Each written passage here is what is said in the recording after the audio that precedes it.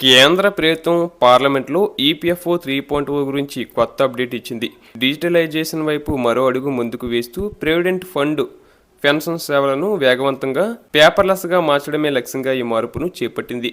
లోక్సభలో ఒక ప్రశ్నకు సమాధానమిస్తూ కార్మిక ఉపాధి శాఖ సహాయ మంత్రి శోభా కరంద్లాజే మాట్లాడుతూ పీఎఫ్ పనులను సులభతరం చేయడానికి కాగితపు ప్రక్రియలను తగ్గించడానికి ఈపీఎఫ్ఓ 3.0 రూపొందించింది. దీని ద్వారా సభ్యులు ఒకే ప్లాట్ఫారం ద్వారా తమ పీఎఫ్ అకౌంట్లను నిర్వహించుకోవచ్చని తెలిపారు. పేపర్ డాక్యుమెంట్ అవసరాన్ని తగ్గించడం, క్లెయిమ్ల పరిష్కారాన్ని వేగవంతం చేయడం, కంపెనీ యజమానులపై ఆధారపడటాన్ని తగ్గించడం దీని ప్రధాన ఉద్దేశం. దీనిని 5 పాయింట్లలో మీరు తెలుసుకోవచ్చు. ఇక త్వరలో 5 లక్షల వరకు క్లెయిమ్లు ఎటువంటి ముందస్తు అనుమతి లేకుండా ఆటోమేటిక్గా సెటిల్ అవుతాయి. సాఫ్ట్వేర్ స్వయంగా మీ డేటాను తనిఖీ చేస్తుంది. డబ్బు నేరుగా మీ బ్యాంక్ ఖాతాలోకి వస్తుంది. గతంలో ఈ పరిమితి కేవలం 1 లక్ష వరకు మాత్రమే ఉండేది. అలాగే గతంలో పీఎఫ్ డబ్బు రావడానికి 7 నుంచి 15 రోజులు సమయం పట్టేది. కొన్నిసార్లు నెల రోజులకు పైగా పట్టేది. కానీ కొత్త సిస్టంతో క్లెయిమ్ చేసిన 3-4 రోజుల్లోనే మనీ మీ ఖాతాలోకి వస్తుంది. అలాగే గతంలో క్లెయిమ్ ఫారంతో పాటు చెక్కు, ఫోటో లేదా బ్యాంకు పాస్బుక్ అప్లోడ్ చేయాల్సి వచ్చేది.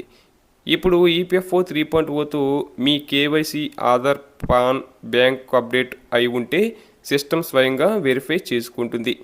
అలాగే గతంలో చిన్న తప్పుల వల్ల పీఎఫ్ క్లెయిమ్లు చాలా వరకు రిజెక్ట్ అయ్యేవి. కానీ ఈపీఎఫ్ఓ 3.0లో ఎర్రర్ కరెక్షన్ సిస్టమ్ మెరుగ్గా ఉంది. ఫామ్ నింపేటప్పుడే ఎక్కడైనా తప్పు ఉంటే మీకు తెలిసిపోతుంది. అలాగే ఈపీఎఫ్ఓ 3.0 పూర్తిగా డిజిటల్ కావడంతో మీరు మీ క్లెయిమ్ స్టేటస్ను రియల్ టైంలో ట్రాక్ చేయవచ్చు. మానవ ప్రీమియం తగ్గడంతో అవినీతి తగ్గడంతో పాటు ఆలస్యం అయ్యే అవకాశం కూడా తక్కువగా ఉంటుంది. అలాగే ఈపీఎఫ్ఓ 3.0 కింద చేపట్టిన అత్యంత ముఖ్యమైన మార్పులలో ఒకటి సెంట్రలైజ్డ్ పెన్షన్ పేమెంట్ సిస్టమ్ ప్రారంభం. జనవరి 1, 2025 నుండి అన్ని ఈపీఎఫ్ఓ ఆఫీసుల్లో ఈ వ్యవస్థ పూర్తిగా అమల్లోకి వచ్చిందని ప్రభుత్వం తెలిపింది. ఇప్పుడు పెన్షన్ చెల్లింపులు ఒకే కేంద్రం నుండి ప్రాసెస్ అవుతాయి. భారత్ అంతటా ఏదైనా షెడ్యూల్డ్ బ్యాంక్ బ్రాంచ్ ద్వారా పొందవచ్చు. ఈ చొరవ వల్ల ప్రతి నెల 70 లక్షల మందికి పైగా పెన్షనర్లకు ప్రయోజనం కలుగుతుంది. సిపిపిఎస్ ద్వారా పెన్షన్ చెల్లింపులు వేగంగా, గతంలో పెన్షనర్లు ఎదుర్కొన్న ఆలస్యం, పొరపాట్లు తగ్గుతాయని సమాచారం. అలాగే ఈపీఎస్ పెన్షన్ పెంపుదలపై దీర్ఘకాలంగా ఉన్న డిమాండ్కు సంబంధించి కేంద్ర ప్రభుత్వం ఇంకా ఎటువంటి మార్పును ప్రకటించలేదు. ప్రస్తుతం ఈపీఎస్ కింద కనీస పెన్షన్ నెలకు 1000 రూపాయలుగా ఉంది. దీనికి యజమానుల వాటా 8.33%, ప్రభుత్వ వాటా 1.16% నుండి నిధులు అందుతాయి.